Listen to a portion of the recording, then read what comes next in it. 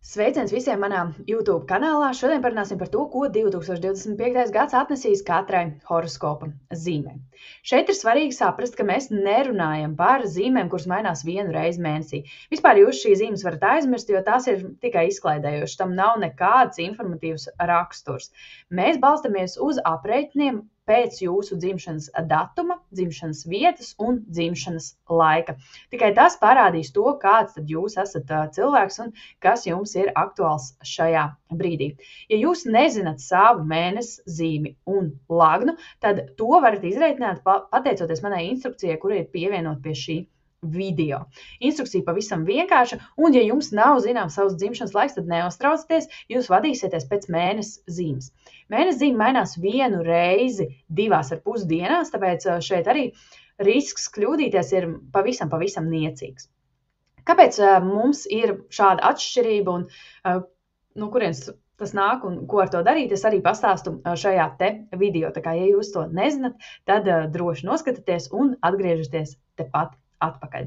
Tātad šodien mēs apskatīsim, ko lielie planētu tranzīti, kas šogad notiks, arī par to es stāstīju iepriekšējā video, atnesīs katrai zīmei, uz ko jums fokusēties un kur ielikt savu enerģiju. Cerams, ka savas zīmes esat aprēķinājuši, un šeit jūs varat apskatīt gan mēnesi zīmi, gan lagnu.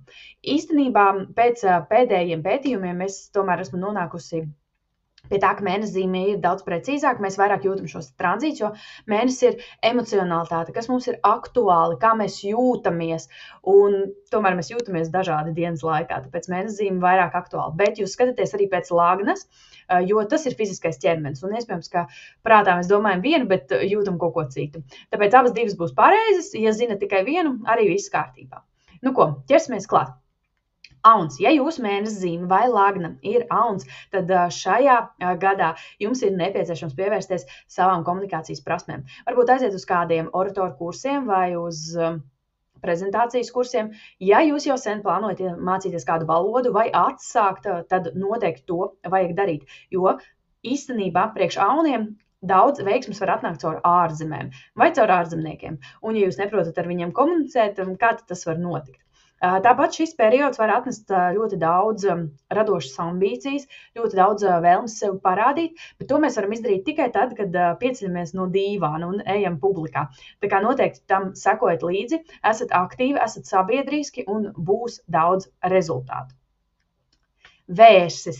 Ja jūsu mēnesi zīme vai lagna ir vērsis, tad man ir jāsaka, ka šī ir visveiksmīgākā zīme 2025. gadā. Es arī gribētu būt vērsis, bet man paveiksies kādu citu reizi. Īstenībā veicas visiem, bet tieši priekš vēršiem šis tranzīts ir fantastisks. Visas 4 planētas, Rahu, Ketu skaitīsim kā vienu, bet īstenībā 2. Tas atnes ļoti patīkams pārmaiņas, un te var uzlaboties jūsu finansiālais stāvoklis. Te var uzlaboties jūsu karjera, jūsu popularitāte, atpazīstamība. Ja jūs esat influencers, ja jūs filmējat video vai esat publikā, tad šeit var būt ļoti daudz rezultāts caur šo te darbību. Tāpatās Rahu, Ketu 4. 10. mājā var atnest pārmaiņas, tur, kur dzīvoju, kuras jūtos labi, kas man patīk, un beidzot saprast, kādu profesiju es gribu, ja, kur ir manas visas iespējas. Tā kā fantastisks laiks, noteikti izmantojiet to. Dvīņi. Šeit priekš dvīņiem īpaši uzmanīgs gads saistībā ar fizisko izskatu, jo gribas kaut kādā veidā sevi transformēt, bet jāsako līdz tam, ko jūs ēdat, jo Jupiters 1. mājā var iedot svara pieaugumu, un tāpēc, lai tas nenotiktu, esat disciplinēti, kārtīgi un viss izdosies. Tāpatās priekš dvīņiem labs laiks, lai sakārtot attiecības ar tēti vai ar saviem skolotājiem. Ja sen jau meklējat cilvēku, no kura iedvesmoties, iemācīties kaut ko, tad šis periods var to jūsu dzīvē ievest. Ja jums ir sarežģīts attiecības ar tēti vai gribat vairāk ar laiku ar viņu pavadīt, tad noteikti darat visu iespējamo un būs patīkami rezultāti. Priekš dvīņiem Saturns 10. mājā nes karjeras uzlabojumus, bet ļoti lēnus. Negaidiet ātrus rezultātus, viss būs, bet esat pacietīgi. Un tā kā Saturns šajā pozīcijā būs 2,5 gadus, tad, iespējams, ka tas nenotiks pēc šogad. Bet būs, ja kārtīgi strādāsiet un būsiet disciplinēti. Vēzis. Ja jūs mēnesi zīme vai lagna ir vēzis, tad priekš vēžiem šis periods ir tiešām tāds attālinošs. Var gribēties pārvākties uz ārzemēm vai gribēties aizbraukt pārziemot vai kaut kādā garākā ceļojumā. Noteikti to dariet, un jūs varat restartēties šādā veidā, lai nākamos gadus varētu sevi parādīt vēl kaut kādā skaistākā veidā un pārliecinātākā veidā. Priekš vēžiem arī varbūt palielināta interese par ezotēriku, par garīgajām zinātnēm, jogu, meditāciju, visu to noteikti dariet. Tas jums var palīdzēt restartēties un atrast sevi. Priekš vēžiem būtiski izvairīties no ekstremālām situācijām, no bīstamām situācijām, labāk izlaižam šoreiz, un pēc tam pienāks jūsu laiks, kad varat riskēt. Ja jūsu mēneszīme vai lagna ir lauva, tad šeit ļoti daudz fokusa tiek likt uz attiecībām. Vientuļās lauvas var atrast partneri, tās, kuras ir attiecībās, var transformēt šīs attiecības. Šis ir periods, kurā jums ir jānoliek malā savs ego. Jums ir jāsaprot, ar ko es esmu kopā, kā es redzu šīs attiecības, un ka nevienmēr man visur ir taisnība. Tāpat kāpēc partneris ļoti ietekmēs jūsu attīstību, jo partnerim var palielināties finanses, uzlaboties finansiālais stāvoklis, un tādā veidā tas ietekmē arī jūs. Un dažreiz gribas ar viņiem sacensties, bet varbūt šogad nevajag to darīt. Pieņemat, priecājieties un kopā ejiet tālāk pa dzīvi. Tāpat tās priekš lauvām šīs periods var atnest sevis izzināšanas jautājumus, kas es esmu, kā es gribu sevi parādīt citiem cilvēkiem. Arī šeit var aktualizēties sociālā dzīve, sociālie tīkli, influencēšana. Kāpēc ne? Pamēģiniet, paskatieties, saprotat, vai jums der vai nedara. Ja jūs esat jaunava, tad tiešām patīkams laiks, lai atrisinātu veselības jautājumus, lai atrastu diagnozi, ja nevarējāt to izdarīt. Ja ir kaut kādas sūdzības veselībā, noteikti ejiet pie ārstiem, nododat analīzes, visam šim vajag pievērsties šajā periodā. Tāpat priekš jaunavām Saturns 7. mājā var atnest ļoti stabilas attiecības. Vai, piemēram, jūs nezinājāt, esam kopā, neesam, precēsimies, neprecēsimies, šie nākamie 2,5 gadi var tiešām iedot tādu skaidrību par to, ko es gribu, kā es gribu un ar ko es gribu. Un priekš jaunavām arī Jupiters 10. mājā dod ļoti patīkamus rezultātus karjerā un kaut kādas izaugsmes iespējas. Jautājums ir, vai jūs tās ieraudzīsiet. Ja jūsu mēneszīme vai lagna ir svari, tad šis ir laiks, kurā pievērsties bērniem un bērnu tēmai. Ja plānojat pieaugumu, tad ļoti, ļoti iesaku šajā periodā ar to nodarboties.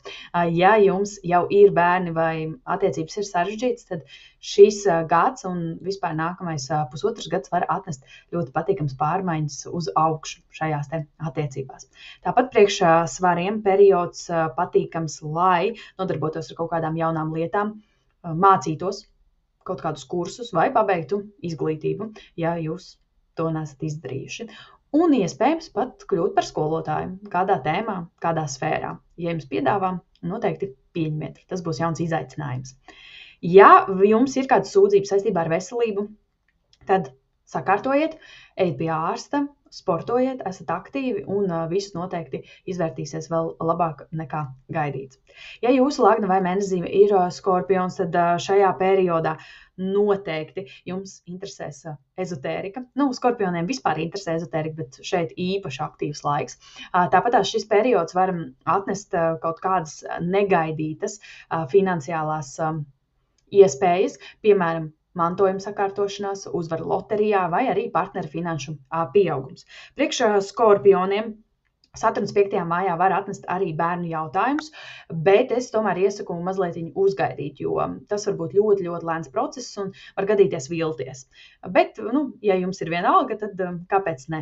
Rahu un Ketu 4. 10. mājā var atnest ļoti daudz jautājumus saistībā ar to, kur es jūtos labi, vai man patīk mana profesija, vai man patīk mana mājvieta, un šajā periodā noteikti uzdodiet sev šos jautājumus, meklējiet speciālistu, jo ir nepieciešama palīdzība, un ja jūs būsiet savā vietā, tad arī viss pārējais apkārt sakārtosies.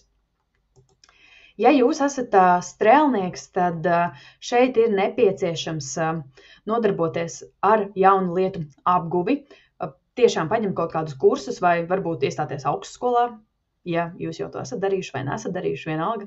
Tiešām patīkams laiks, lai izglītotos. Priekš Saturna 4. mājā periods var transformēt dzīvesvietu, bet tas arī būs ļoti lēns process. Varbūt jūs beidzot nobriedīsiet uztaisīt remontu vai pārdot vai nopirkt kaut ko. Arī tā tas var notikt. Un Jupiters priekš strēlnieka 7. mājā var atnest pārmaiņas attiecībās, bet ļoti tāds patīkams un stabils, iespējams, mīt laulības gradzens arī tādā veidā vai tiešām stabila attiecība izveidošanās. Un Rahu Ketu 3. 9.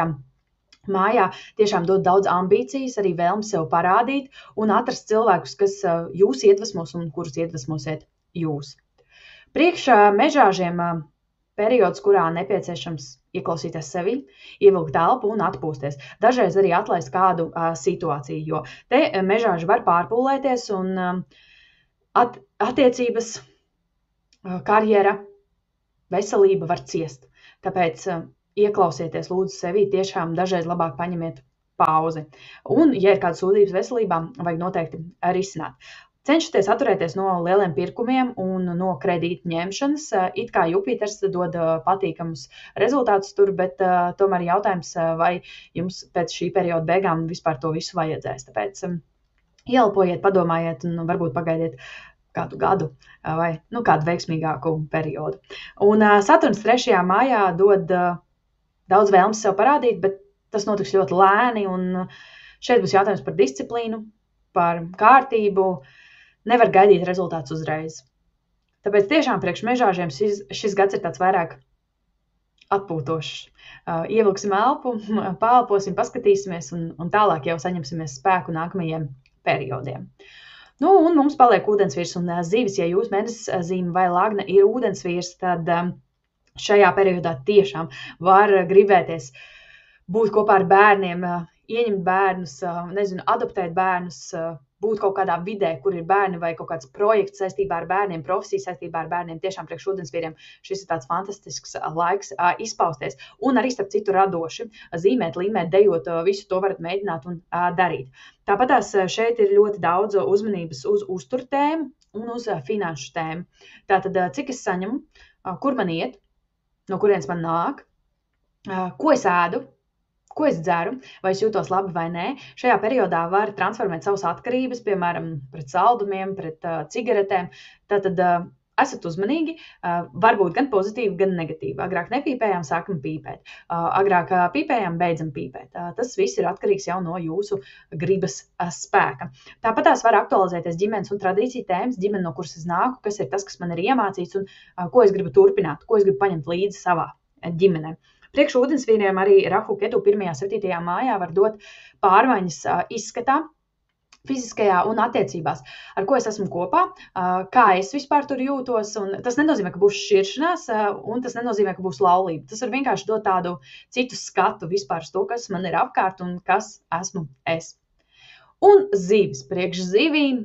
Ja jūs esat radošajā profesijā, vai jūs esat freelancā, vai uz kaut kādiem projektiem, tad fantastisks laiks. Jo priekš zivīm viņas gribēs atpūsties, viņas gribēs darīt kaut kādas savas lietas, savā kārtībā, savā laikā, un būs ļoti grūti normētā vidē atrasties. Lai gan Saturns 1. mājā pieprasīs disciplīnu un kārtību. Un, ja jūs gribējāt jau sen mainīt savu izskatu, piemēram, sākt sportot, tad šajā periodā jūs visdrīzāk to arī sāksiet darīt. Jūs vairāk pievērsīsieties tam, bet atkal negaidiet, ka rezultāti būs uzreiz. Un šeit jau ir jautājums pēc jūsu individuālās kartes, kā jūs reaģēt uz lietām, kā jūs ņematies darīt kaut ko. Un ir cilvēki, kas vairāk aktīvi, ir tādi, kas mazāk aktīvi, te jau katram savas lietas. Plus priekš zivīm Rahu Ketu 6. 12. mājā un Jupiters 4. var atnest transformāciju dzīves vietā. Iespējams, vēlme pārvākties uz ārzemēm, bet vai tas atnesīs patīkams rezultātus pēc 2-3 gadiem, tas jau ir cits jautājums. Šajā brīdī varam to mēģināt, varam šajā periodā arī atrast, kur dzīvot, atrast beidzot savu vietu, arī tas var notikt, bet skatieties, vērojiet, pievēršaties starp citu arī jogai, meditācijai, esat dabām, tas viss jums ir vajadzīgs. Lūk, īsumā kaut kā tā, man ir ļoti svarīgi pieminēt, ka šeit mēs apskatījām kopējās tendences, bet jums katram ir sava natālā karte, jums ir katram savu personīgie periodi, un tie jūs ietekmē vairāk. Tā kā, ja jūs šeit sadzirdat kaut kādas lietas un pēc gada domājat, jūlija pusi no tā nepiepildījās, tas ir iespējams, tāpēc, ka jūsu karte vienmēr dominē. Es nevaru šeit paskatīties jūs visus, un šeit mums ir svarīgi vienkārši saprast, kurš virziens ir tas, kurā man jādodas šajā brīdī un kur varbūt man vajag ievilkt elpu. Šodien no manis tas ir viss. Es vēlu jums maksimāli produktīvu un patīkamu 2025. gadu un tiekamies citu reizi.